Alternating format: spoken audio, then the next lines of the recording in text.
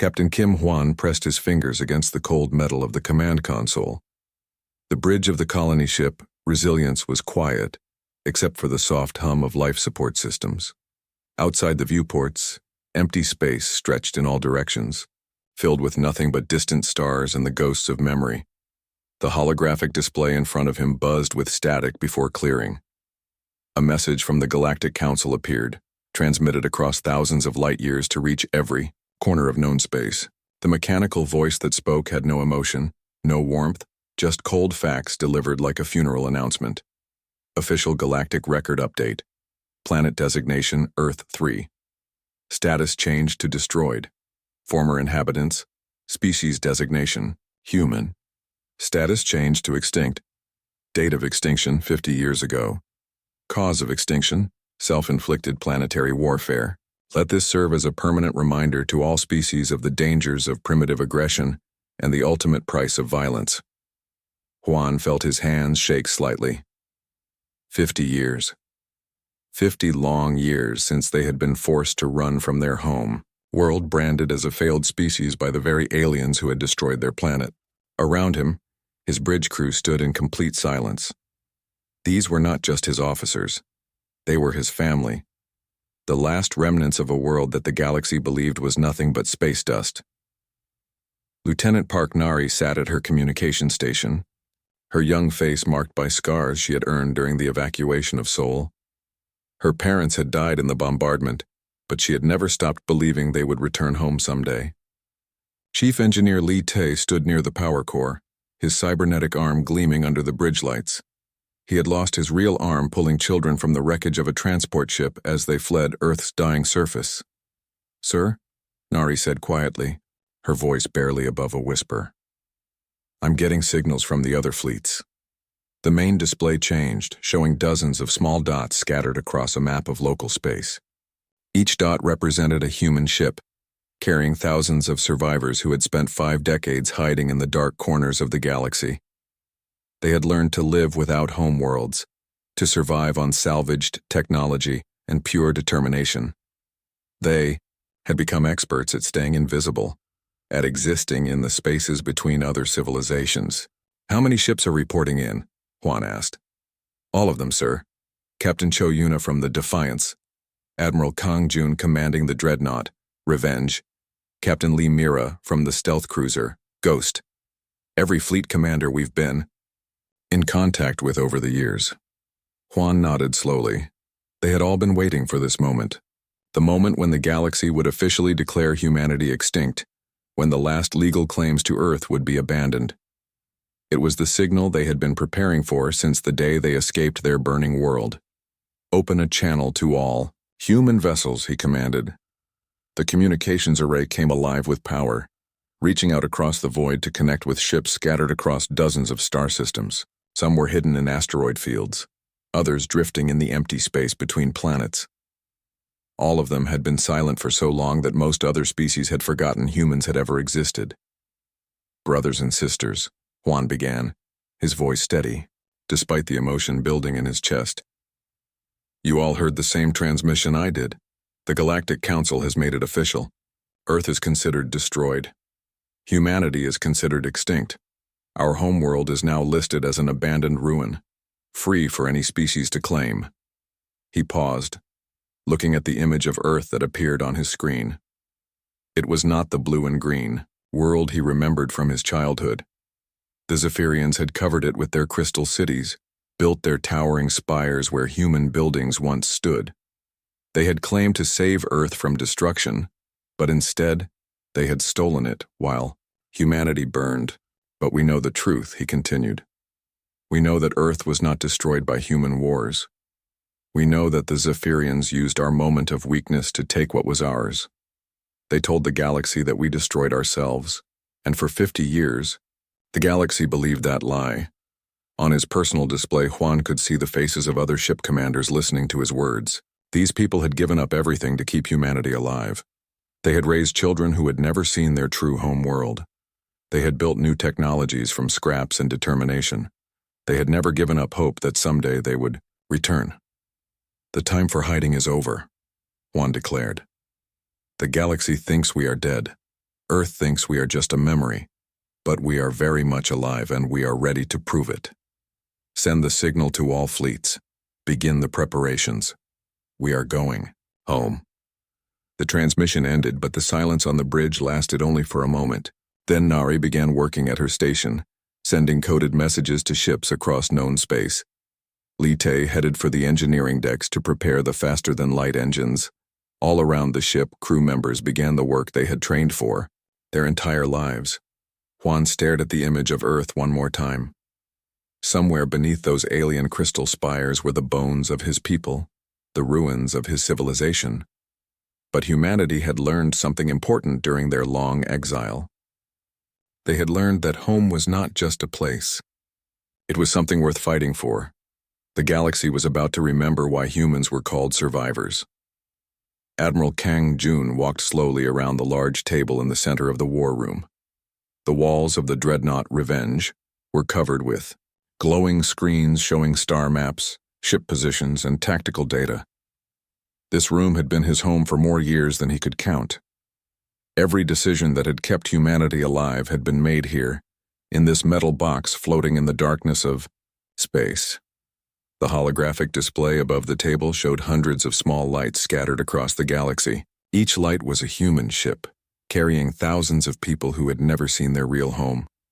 Some were hidden in asteroid fields where no one would think to look. Others drifted in the empty space between star systems, running on minimal power to avoid detection. All of them had been waiting for this day. "Report," Jun said, his voice cutting through the quiet hum of the ship's systems.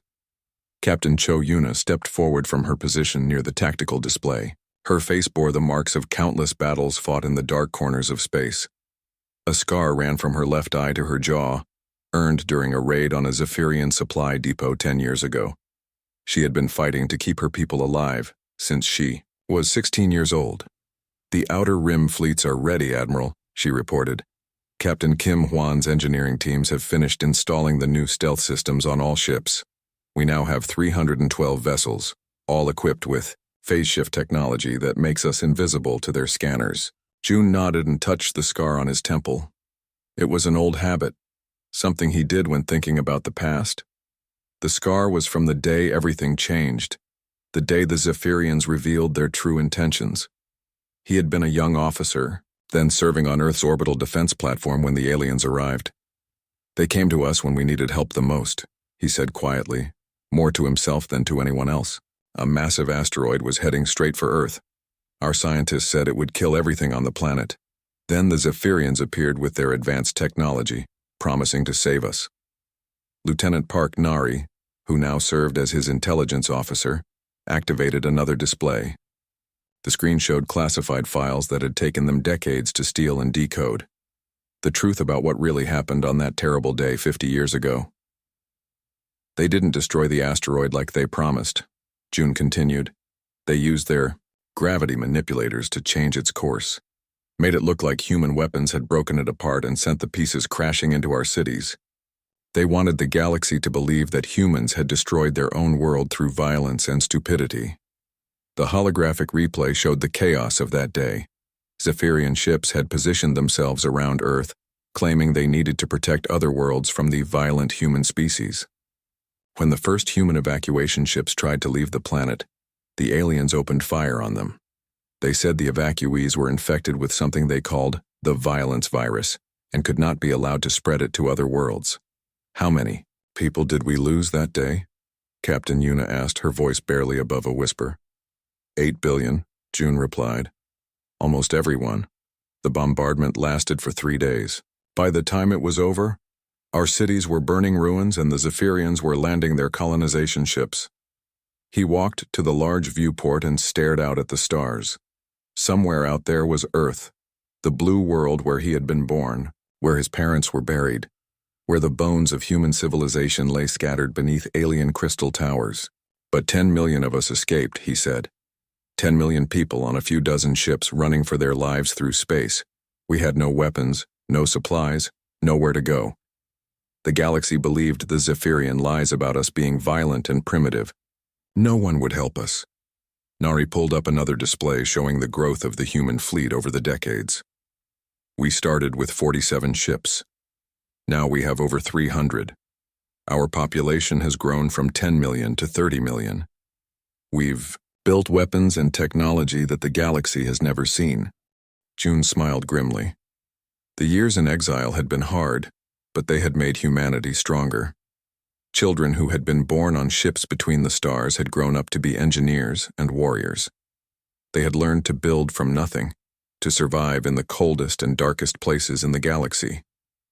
They had developed new types of engines that could travel faster than anything the major powers possessed. Their weapons had been designed by people who understood what it meant to fight for survival. "Admiral," Nari said, looking at her communication display.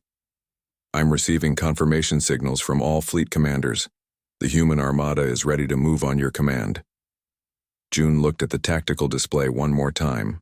300 ships filled with 30 million people who had spent their entire lives dreaming of going home. They had built these vessels in secret, hidden in places where no one would think to look for them. They had trained for this moment, prepared for the day when they would return to reclaim what had been stolen from them. The galaxy thought humanity was extinct. The Zephyrians had grown comfortable in their stolen world, believing their lies had been accepted forever. But they were about to learn that reports of humanity's death had been greatly exaggerated. "Signal all ships," June commanded. "We're going home." Commander Park Jimin stood at the large window on the observation deck of his command ship, looking down at the world below. Earth spun slowly beneath him, its blue oceans and green continents now dotted with the gleaming crystal cities of his people. The Zephyrians had ruled this world for 50 years. And in that time they had made it the center of their growing empire. The planet looked nothing like it had when the primitive humans lived there. Where once there had been ugly concrete buildings and polluted skies, now there were beautiful crystal spires that reached toward the heavens. The Zephyrians had cleaned the air, organized the land, and brought proper civilization to this corner of the galaxy. It was a perfect example of what happened when a superior species took control of a world that had been wasted by its original inhabitants. "Commander," came a voice from behind him. Sub-Commander Veltar approached with a small tablet in his hands, his expression showing mild concern. "Sir, we are getting strange readings from our outer sensor arrays. The operators have been reporting unusual signals for several months now." Jimin turned away from the window and glanced at the tablet. The data showed scattered readings from the edge of the solar system, brief flashes that appeared and disappeared too quickly to identify. His sensor operators had been bothering him about these reports for weeks, claiming there was something moving in the darkness beyond the outer planets. "Stellar debris," Jimin said with a dismissive wave of his hand. "This system is still cleaning itself up from all the destruction the humans caused when they destroyed their own world. Space is full of metal fragments and radioactive waste from their wars. It interferes with our sensors sometimes." Veltar looked at the data again. "But sir, some of these readings seem to show organized patterns, almost like ships moving in formation." Jimin laughed. "Ships? Whose ships? The humans are extinct, Veltar. We made sure of that 50 years ago. There is no one else in this region of space who would dare to challenge Zephyrian authority. These are just sensor ghosts, nothing more." What Commander Jimin did not know was that at that very moment, Captain Kim Hwan's reconnaissance team was hiding behind Jupiter's largest moon, less than a few hours' travel from Earth.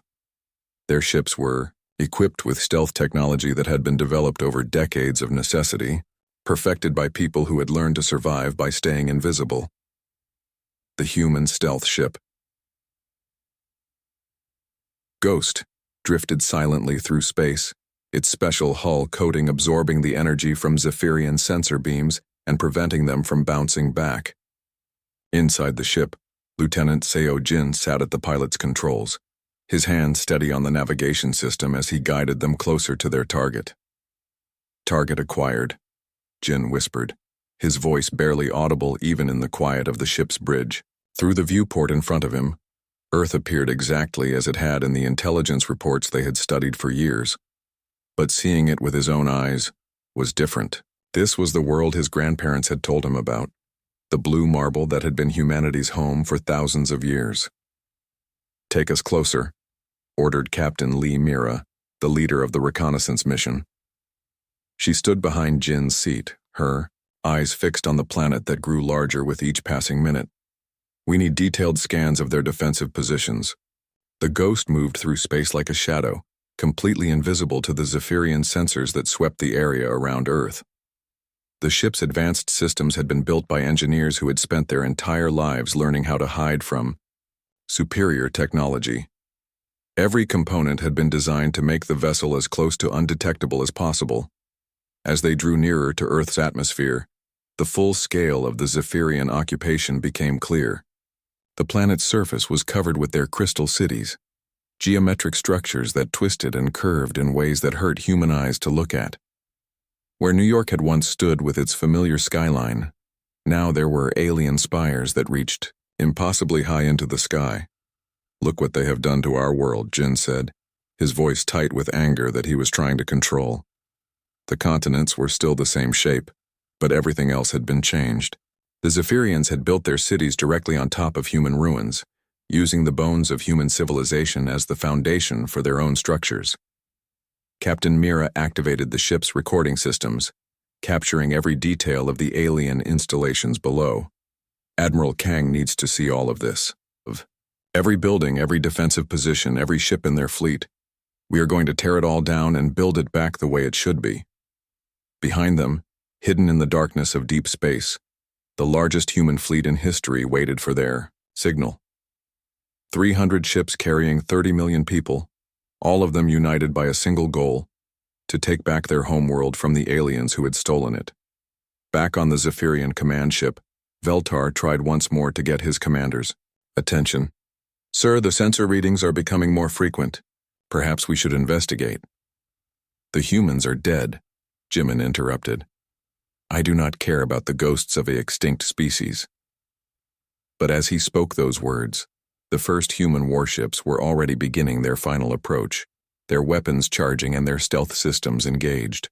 The Zephyrians had grown comfortable in their victory, believing their own lies about humanity's extinction. They were about to discover how wrong they had been. The fabric of space rippled and twisted as the human fleet dropped out of hyperspace. At the edge of Earth's solar system, 300 ships appeared in perfect formation, their hulls gleaming under the light of the distant sun. For 50 years, these vessels had been scattered across the galaxy, hiding in the darkness between stars. Now they had come together for one purpose: to take back their home. Admiral Kang Jun stood on the bridge of the massive dreadnought Revenge, his hands clasped behind his back as he watched the tactical display. Every ship in the fleet showed green on his screens, all systems ready, all crews at their battle stations. This was the moment he had planned for his entire adult life. Everything they had built, everything they had sacrificed, had led to this single point in time. Behind him, his bridge crew worked with quiet efficiency. These were not ordinary officers. They were survivors of Earth's destruction, people who had spent decades preparing for this day. Lieutenant Park Nari sat at her communications station, ready to coordinate the attack across all 300 ships. Chief Engineer Lee Tae monitored the power systems that would fuel their weapons. Every person on the bridge had lost family and friends to the Zephyrian occupation. "Status report," Jun commanded. "All ships are in position, Admiral," reported Captain Cho Yuna over the communication system. She commanded the assault wing from her own ship, the fast attack cruiser, Defiance. Her scarred face appeared on the main screen, set in the grim expression of someone who had been waiting for this fight her entire life. "Captain Kim Hwan's engineering corps is ready to move in once we secure the orbital zone." Jun nodded. The plan was simple but required perfect timing. The human fleet would decloak simultaneously, overwhelming the Zephyrian sensors and catching them completely off guard. The assault ships would engage the enemy fleet while the engineering vessels moved in to begin reclaiming the space stations and orbital facilities around Earth. "All ships, prepare to decloak on my mark," Jun commanded.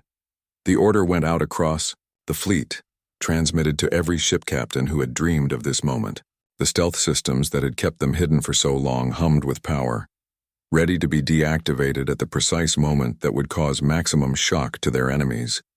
On Earth's surface and in the orbital stations around the planet, Zephyrian sensors showed nothing but empty space. Their instruments detected no unusual activity, no approaching threats, nothing to suggest that the largest human military force in history was positioned just outside their detection range. The aliens had grown comfortable after 50 years of unchallenged rule. Their guard was down. "Mark," June said quietly. Across the entire fleet, stealth systems deactivated in perfect synchronization. One moment the void around Earth was empty and peaceful. The next moment it blazed with the light of 300 human warships, their engines burning bright as stars as they accelerated toward their target. The darkness of space was suddenly filled with the greatest armada humanity had ever assembled. Commander Park Jimin was standing in his command center, reviewing routine patrol reports, when his world exploded into chaos. Every alarm on his ship began screaming at once. The lights on the bridge flashed red as emergency systems activated. Officers shouted orders and status reports as they tried to understand what was happening. "What is going on?" Jimin demanded, rushing to the main tactical display. "Sir, we are detecting massive energy signatures throughout the system," his sensor operator reported, his voice shaking with disbelief. "Hundreds of ships have just appeared out of nowhere. They were completely invisible to our scanners until this moment." The tactical display showed the impossible. Where moments before there had been nothing but empty space, now there were red dots representing enemy vessels scattered throughout Earth's solar system. The computer was trying to count them, but the numbers kept climbing. 200 ships, 250, 300. "That cannot be possible," Jimin said, staring at the screen in shock. "Our sensors would have detected any fleet that large, long before they reached the outer system. No one has stealth technology that advanced." "Sir," another officer called out, "we are receiving a transmission on all frequencies. Someone is trying to communicate with us." "Put it on the main screen," Jimin ordered. The display changed to show the face of a human man with graying hair and cold, determined eyes. Admiral Kang Jun looked directly into the camera, his expression showing 50 years of carefully controlled anger finally being released. "I am Admiral Kang Jun of the Human Reclamation Fleet," he said, his voice carrying clearly across the communication channels. "You told the galaxy that we were extinct. You built your empire on the graves of our people. You claimed our world as your own and erased our history from your records." Jimin felt his legs grow weak. Humans. Impossible. The humans had been destroyed 50 years ago. He had read the reports himself, had seen the evidence of their extinction. But here was proof that somehow, some of them had survived. "You were wrong," June continued. "We are not extinct. We are not gone. We have been waiting, building, preparing for this day. Today we take back what belongs to us. Today, Earth comes home." The transmission ended, but its message echoed through every Zephyrian ship in the system. The humans had returned and they had brought an army. Captain Kim Hwan stepped out of his transport ship and felt Earth's soil beneath his boots for the first time in 50 years. The ground was soft and damp from recent rain, but it felt strange under his feet. This was Central Park in what had once been New York City, but it looked nothing like the place he remembered from old photographs and stories his parents had told him. Alien plants grew everywhere, their twisted purple and silver leaves reaching toward the sky in shapes that hurt to look at. The Zephyrians had changed everything about this place, using their advanced technology to make the plants and trees grow in ways that nature never intended. The grass was not green anymore, but a pale blue color that seemed to glow with its own light. Even the air smelled different, filled with the metallic scent of alien technology. But despite all the changes, Juan could still feel something familiar about this place. Deep in his heart, he knew he was home. This was Earth, the world where humanity had been born, where his ancestors had lived and died for thousands of years. No amount of alien interference could change that basic truth. Around him, the ruins of New York stretched in all directions. The familiar skyline was gone, replaced by massive crystal towers that rose into the clouds like frozen lightning. These alien structures pulsed with soft light, their surfaces reflecting the afternoon sun in patterns that made his eyes water. but he could see hints of the old city beneath the crystal growth, pieces of human buildings that the aliens had built over instead of completely destroying. "Sir," Lieutenant Park Nari said as she walked up to him, holding a small scanning device in her hands. The device was beeping quietly as it analyzed the ground around them. "I am detecting human structures beneath all these alien buildings. Our old subway tunnels are still there. Foundation walls from skyscrapers. Some buildings are even completely intact underneath the crystal covering." Juan nodded, feeling a spark of hope in his chest. If human structures still existed beneath the alien construction, then maybe more of Earth's history had survived than they had dared to hope. Maybe they could rebuild not just their civilization, but their connection to the past as well. More transport ships were landing all around the park, their engines kicking up clouds of the strange blue grass as they touched down. Human soldiers poured out of the ships, their weapons ready but not needed. The space battle above Earth had lasted only 6 hours before the Zephyrian fleet was completely destroyed or driven away. The few alien ground forces that remained had surrendered without much of a fight once they realized their orbital support was gone. "How many Zephyrians are left on the planet?" Juan asked. "Not many, sir," Nari replied, checking her communication device. "Most of them ran away as soon as our ships appeared in the sky. The ones who stayed behind seemed to be mostly civilians who were too scared to leave. Captain Cho Yuna's security teams are rounding them up now, but they are not putting up any resistance." Juan was not surprised. The Zephyrians had grown soft during their 50 years of easy rule. They had never expected to face any real opposition, especially not from a species they believed was extinct.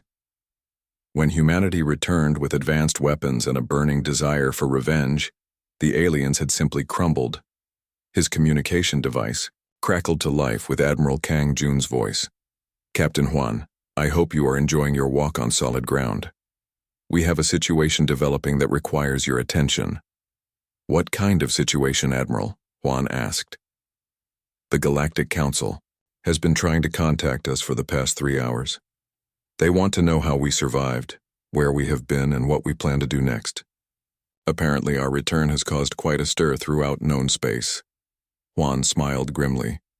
He could imagine the shock and confusion that must be spreading through the galaxy's governments and military forces.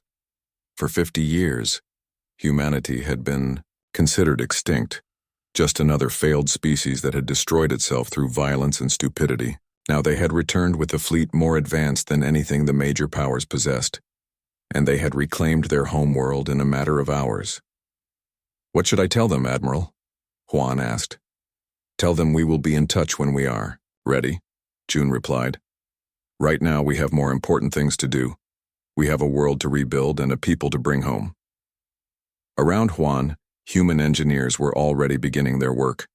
They carried tools and scanners as they examined the alien structures, looking for ways to remove the crystal growth without damaging the human buildings underneath. Other teams were setting up temporary shelters and communication equipment, establishing the first human settlements on Earth in half a century.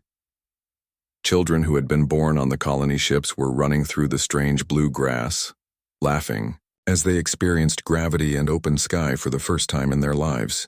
Elderly survivors who remembered Earth before the occupation stood quietly, tears running down their faces as they touched trees and stones they thought they would never see again. The sun was beginning to set over the transformed skyline when Juan activated his personal communicator and sent a message that would be broadcast throughout the galaxy. His words were simple, but they carried the weight of 50 years of exile and the promise of a new beginning. "This is Captain Kim Juan of the Human Reclamation Force speaking from the surface of Earth. We have come home.